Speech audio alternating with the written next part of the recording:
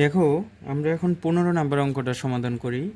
তো 15 নম্বর অঙ্ক দেওয়া আছে যে 56,728 জন সৈন্য থেকে কমপক্ষে কতজন সৈন্য সরিয়ে রাখলে বা তাদের সাথে সাথে কমপক্ষে আরও কতজন সৈন্য যোগ দিলে সৈন্যদলকে বর্গাকারে সাজানো যাবে। বর্তমান যেটা সংখ্যা দেওয়া আছে যে 56,728, এই সংখ্যাটা পূর্ণবর্গ নয়। এখন আমরা এটা বের করে নিব, এই সংখ্যাটা প্রথমে বের করে নিব যে বর্গমূলটা বের করে নিব।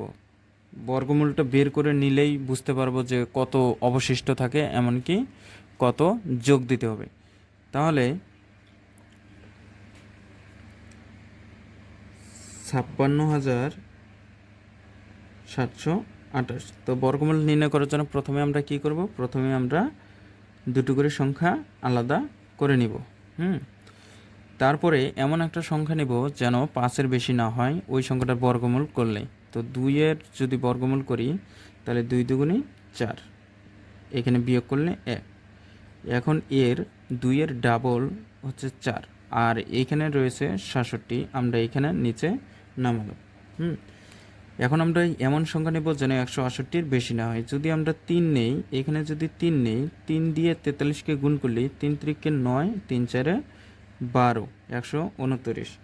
আমরা যদি বিয়োগ করি তাহলে 8, আর এদিকে হচ্ছে 3, 38, আর একে একে 0। তারপরে দুটো সংখ্যা দেওয়া আছে 28। এখন 23-এর ডাবল যদি করি তাহলে 23-এর ডাবল হচ্ছে 46। 46। এখন এমন সংখ্যা নেব যেন এটার বেশি না হয়। যদি 8 নেই, এখানে 8, 64, 8 দিয়ে আমরা 467-কে গুণ করব। তারপরে হচ্ছে 4 32, আর 3 37।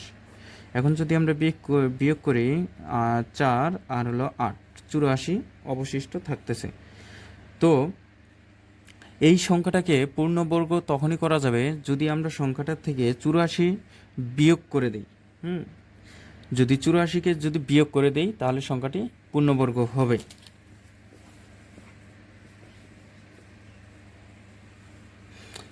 আবার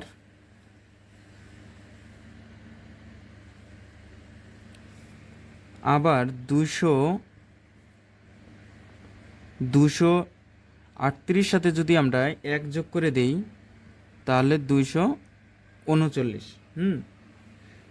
239-এর সাথে এখন আমরা বের করব যে কতজন সংখ্যা, মানে কতজন সৈন্য সংখ্যা যোগ করতে হবে। তাহলে কতজন সংখ্যা বের করার জন্য, যোগ করার জন্য 239 গুণন 239 গুণ করে দিতে হবে। তো 239 যদি গুণ করি তাহলে বের হবে 57,121। 57,121।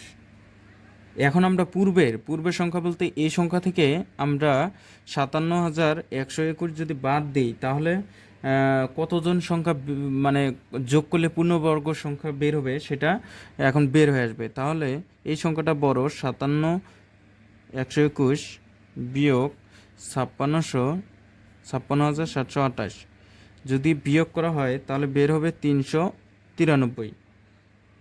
এখন 393 যদি আমরা এই 56,728-এর সাথে 393 যদি যোগ করি তাহলে সংখ্যাটা বর্গমূল হয়ে যাবে। আবার যদি 56,728 থেকে যদি 84 সংখ্যাটা বিয়োগ করে দেই তাহলে সংখ্যাটি বর্গমূল হয়ে যাবে। এটাই উত্তর। 17 নম্বর দেওয়া আছে, আমরা 15 সমাধান করছি। 16 নম্বর একদম সহজ অঙ্ক, ওটা বর্গমূল করে দিবা, 16 নম্বর হয়ে যাবে। এখন আমি করে দিচ্ছি 17 নম্বর। 17 নম্বর অঙ্ক দেওয়া আছে যে একটি সমবায় সমিতির যতজন সদস্য ছিল, কতজন সদস্য ছিল সেটা আমরা জানি না, সেটা আমাদেরকে বের করে নিতে হবে। যতজন ছিল প্রত্যেকে 20 টাকা করে চাঁদা দেওয়ায় মোট চাঁদার পরিমাণ হয়েছে 20,480 টাকা। তাহলে ওই সমিতির সদস্য সংখ্যা কত? তাহলে ওই সমিতির সদস্য বের করার জন্য প্রথমে আমরা এই 20 দিয়ে কত টাকা করে দেয়, 20 টাকা করে, 20 টাকা এই আমরা 20,400-কে ভাগ করে দিব, হ্যাঁ, তারপরে ওইটার বর্গ করে দিব, তাহলে বের হবে মোট সদস্য সংখ্যা।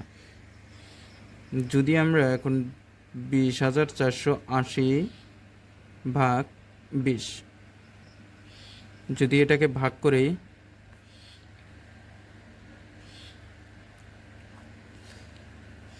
এক